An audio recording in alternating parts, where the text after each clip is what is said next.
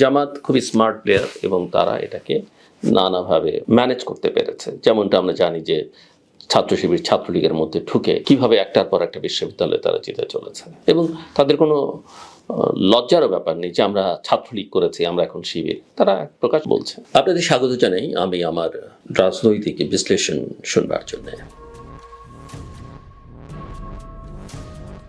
নির্বাচন ঘনিয়ে আসতে শুরু করেছে, ক্যাম্পেইন শুরু হবে 22 তারিখ থেকে।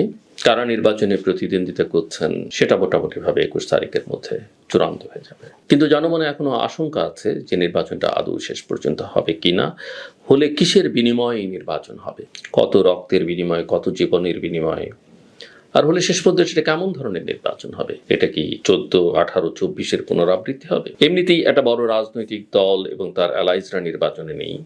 তাদের ভোটাররা কি করবে, কার পক্ষে যাবে, কাকে ভোট দেবে, সেগুলো নিয়ে নানা রকমের সংশয় আছে। সাম্প্রতিককালে আইন শৃঙ্খলা পরিস্থিতি কখনোই ভালো ছিল না। অভ্যুত্থানের পর থেকে আইন শৃঙ্খলা পরিস্থিতি ক্রমশ খারাপ হয়েছে এবং ইদানিংকালে যে সেটাকে আপনি রাজনৈতিক হত্যাকাণ্ড বলতে পারেন, অরাজনৈতিক হত্যাকাণ্ড বলতে পারেন, প্রতিদিনই কোথাও না কোথাও কেউ খুন হচ্ছেন এবং যারা খুন হচ্ছেন তারা কোনো না কোনো রাজনৈতিক দলের সঙ্গে সম্পর্কিত এবং এটা নির্বাচনী প্রচারণা শুরু হবার পর কোথায় গিয়ে দাঁড়াবে কেউ বলতে পারেন। গত 13-14 মাস ধরে যারা বাংলাদেশকে নিয়ে নানাভাবে খেলেছেন, বাংলাদেশকে একটা বিশেষ দিকে নিয়ে যাবার চেষ্টা করেছেন, তারা বসে আছেন, থেমে যাবেন এমনটা মনে করবার কোনো কারণ নেই। বিশেষ করে যখন বাংলাদেশ জাতীয়তাবাদী দল বিএনপি একটা মধ্যপন্থার রাজনীতির বক্তব্য নিয়ে, কর্মসূচি নিয়ে এগিয়ে যাবার চেষ্টা করছে। আওয়ামী লীগ মাঠে নেই, কখন ফিরবে, কবে ফিরবে, কিভাবে ফিরবে সেটা কেউই নিশ্চিত নয়।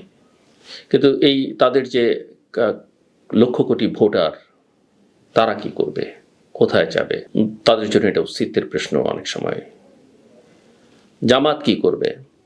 আমরা দেখেছি জামায়াত ইসলামের যে অভ্যুত্থানের পর থেকে, এবং সেখানে এনসিপি নামের যে রাজনৈতিক শক্তি, তাদের ভোট থাকুক কিংবা না থাকুক, সমর্থক থাকুক কিংবা না থাকুক, আমরা দেখেছি যে সরকার কিভাবে তাদেরকে গুরুত্ব দিয়েছে বা পলিটিক্সে তারা কিভাবে নমিনেট করবার চেষ্টা করেছে এবং এমনকি তাদের কথাবার্তাকে অনেক ক্ষেত্রে সমীহ করেছে বাংলাদেশ জাতীয়তাবাদী দল বিএনপির মতো বড় শক্তিশালী রাজনৈতিক দল। কি হবে? জামাতের কথাবার্তা, এনসিপি নেতাদের কথাবার্তায় মনে হচ্ছে তারা ক্ষমতায় চলে যাবেন। অনেকেই মনে করেন যদি শেষ পর্যন্ত নির্বাচনটা হয়ও এই সরকারের অধীনে, সেটা একটা ইঞ্জিনিয়ার্ড ইলেকশন হবে এবং সেখানে জামাত এবং তার মিত্ররা ক্ষমতায় চলেও আসতে পারেন। এনসিপির কোনো নেতা তো ইতিমধ্যেই 200 আসন পাবেন সে কথাও বলেছেন। জামাতও একই রকম বার্তা দেওয়ার চেষ্টা করছে। অনেকে অবশ্য জামায়াতের প্রতিপক্ষ তারা খানিকটা আশ্বস্ত বোধ করছেন যখন ইসলামী আন্দোলন এই জোট থেকে বেরিয়ে গেল। আমার কথা খুব পরিষ্কার, এই যে বিএনপির সঙ্গে এলাই কে আছে কে নেই এটা ম্যাটার করে না, আওয়ামী লীগের সঙ্গে কে আছে কে নেই ম্যাটার করে না, হয়তো এক ধরনের পারসেপশন তৈরি করে গণমাধ্যমের জন্য বিশেষ করে, কিন্তু সাধারণ মানুষের কাছে আওয়ামী লীগ মানে আওয়ামী লীগ, বিএনপি মানে বিএনপি মানে ধানের শীষ।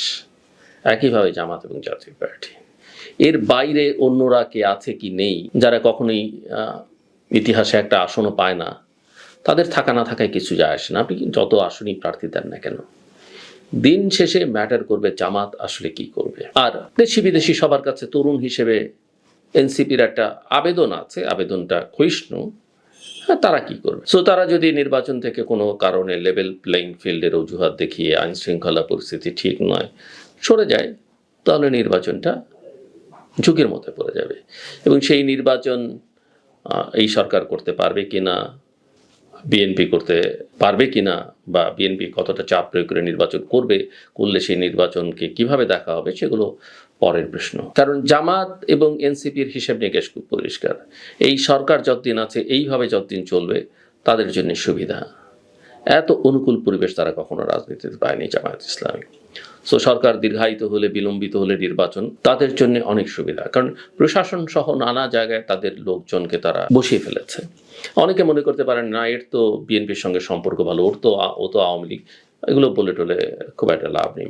জামাত খুবই স্মার্ট প্লেয়ার এবং তারা এটাকে নানাভাবে ম্যানেজ করতে পেরেছে। যেমনটা আমরা জানি যে ছাত্র শিবির ছাত্রলীগের মধ্যে ঢুকে কিভাবে একটার পর একটা বিশ্ববিদ্যালয়ে তারা জিতে চলেছে এবং তাদের কোনো লজ্জারও ব্যাপার নেই যে আমরা ছাত্রলীগ করেছি, আমরা এখন শিবির, তারা এক প্রকাশ বলছে। শুধু দেশের ভেতরটাই বিদেশি শক্তিগুলোকেও আমরা গুরুত্ব দিই কিংবা না দিই, আমার কাছে মনে হয় যে